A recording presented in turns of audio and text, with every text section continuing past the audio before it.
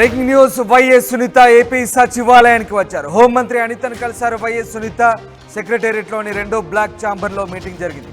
YS Vivekananda Reddy కూతురు వైఎస్ సునీత హోంమంత్రి అనితను కలవడంపై రాజకీయ వర్గాల్లో చర్చ సాగుతోంది. ప్రస్తుతం వివేక మర్డర్ కేసు కోర్టు పరిధిలో ఉంది. ఈ నేపథ్యంలో వైఎస్ సునీత హోంమంత్రి అనితను కలవడం చర్చనీయాంశంగా మారింది. రాజకీయ వర్గాల్లో ఒక్కసారిగా ఆసక్తికర చర్చకు దారితీస్తుంది.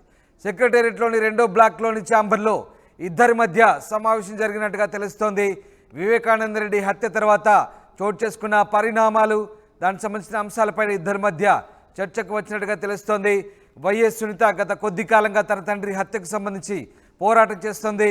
ప్రస్తుతం వివేక మర్డర్ కేసు కోర్టు పరిధిలో ఉంది. ఈ నేపథ్యంలో హోంమంత్రిని వైఎస్ సునీత కలవడంపై రాజకీయ వర్గాల్లో ఆసక్తికర చర్చ సాగుతోంది. ఇవాళ సెక్రటేరియట్లో హోంమంత్రి అనితను కలిశారు వైఎస్ సునీత. మా సీనియర్ కొలీగ్ కృష్ణమోహన్ జైన్ అవుతున్నారు. కృష్ణమోహన్, వైఎస్ వివేక హత్య తర్వాత కొత్త ప్రభుత్వం ఏర్పడ్డాక వైఎస్ సునీత హోంమంత్రి అనితను కలిసింది. ఏ రకమైనటువంటి భేటీ సాగింది? ఇద్దరి మధ్య ఎలాంటి అంశాలు చర్చకు వచ్చాయి? ముఖ్యంగా వివేక హత్య కేసుకు సంబంధించి హోంమంత్రికి ఎట్లాంటి విషయాలు చెప్పింది వైఎస్ సునీత?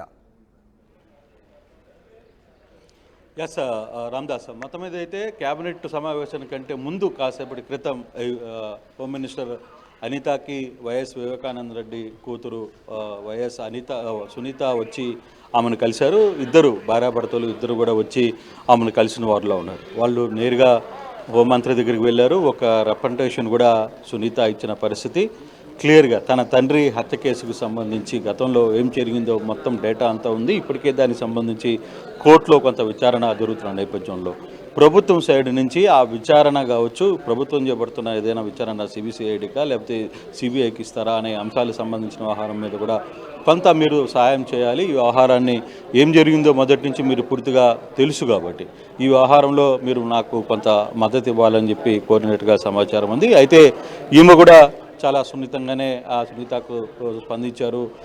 నేను ఇదే వ్యవహారాన్ని ఇప్పుడు క్యాబినెట్లో ముఖ్యమంత్రి గారి దృష్టిలో కూడా పెడతాను. ముఖ్యమంత్రి గారు మీరు వచ్చి కలిసి వెళ్ళారనే విషయాన్ని కూడా నేను ముఖ్యమంత్రి దృష్టిలో పెట్టే ప్రయత్నం అయితే చేస్తాను. సో ముఖ్యమంత్రి గారు డెసిషన్ ఏ విధంగా ఉంటుంది, ఆయన ఏం చేయబోతున్నారు అనే దాన్ని బట్టి మిగతా అంశాలు ఉంటే ఏ విషయాన్నైనా సరే మీరు నేరుగా ఎప్పుడైనా నన్ను వచ్చి కలవచ్చు అని చెప్పి సునీతకు అనిత హామీ ఇచ్చిన పరిస్థితి అయితే ఉంది. ఈ నేపథ్యంలో మొత్తం కూడా క్యాబినెట్ అంశం కంటే కూడా ఇప్పుడు ప్రధానంగా దీని మీద చర్చకు దారితీసిన పరిస్థితి ఎక్కువగా ఉంటుంది. సునీత ఏం చెప్పింది అనితతో అనేది ఇప్పుడు పెద్ద చర్చ జరిగింది. అయితే దాదాపుగా 2-3 నిమిషాలు లోపల ఉన్నారు, విషయాన్ని చెప్పే ప్రయత్నం చేశారు. ఒక రిప్రజెంటేషన్ కూడా వాళ్ళు అందించిన పరిస్థితి అయితే ఉంది. సో ఆ రిప్రజెంటేషన్ని తీసుకున్న అనిత నేను ఇప్పుడు క్యాబినెట్లోకి వెళ్తున్నాను, డెఫినెట్గా ముఖ్యమంత్రి గారి దృష్టిలో మీరు వచ్చిన విషయాన్ని మీరు కోరుకున్న అంశాలను కూడా పెట్టే ప్రయత్నం చేస్తారు. మరి ముఖ్యమంత్రి గారు ఏ విధంగా రెస్పాండ్ అవుతారు, ఫర్దర్గా నేను మీకు అన్ని విషయాలు చెప్పే ప్రయత్నం చేస్తారని చెప్పారు. దాంతో సునీత ఇక్కడి నుంచి సెక్రటరీకి వచ్చి 2వ బ్లాక్లో కలిసిన తర్వాత ఆమె ఇక్కడి నుంచి వెళ్ళిపోయిన పరిస్థితి ఉంది. అయితే ఇప్పుడు ప్రభుత్వం ఏ విధంగా చర్య తీసుకోబోతుంది, సునీత వచ్చి హోమ్ మినిస్టర్ని కలిసిన తర్వాత అది ఏ విధంగా ముందుకు వెళ్తుంది, వైఎస్ వివేకానంద రెడ్డి హత్య ఎలా ముందుకు వెళ్ళబోతుంది అనే అంశాల మీద కొంత చర్చ జరుగుతుంది. ఇప్పటికే ఆ అంశం కోర్టులో ఉంది కాబట్టి మరి కోర్టులో పరిధిలో ఉంది కాబట్టి కోర్టు పరిధిలోనే వ్యవహారాన్ని తెలుస్తామని చెప్తారా, లేదు దాని మీద ఏమైనా ఒక ప్రత్యేకమైన టీంను వేసి మళ్ళీ ఏదైనా విచారణ చేపట్టే పరిస్థితి ఉంటుందా అనే అంశాలను కూడా చూడాల్సిన పరిస్థితి అయితే ఉంది. మొత్తం మీద అయితే ఈరోజు సునీత వచ్చి హోమ్ మినిస్టర్ అనితను కలవడం పెద్ద చర్చనీయాంశంగా మారింది.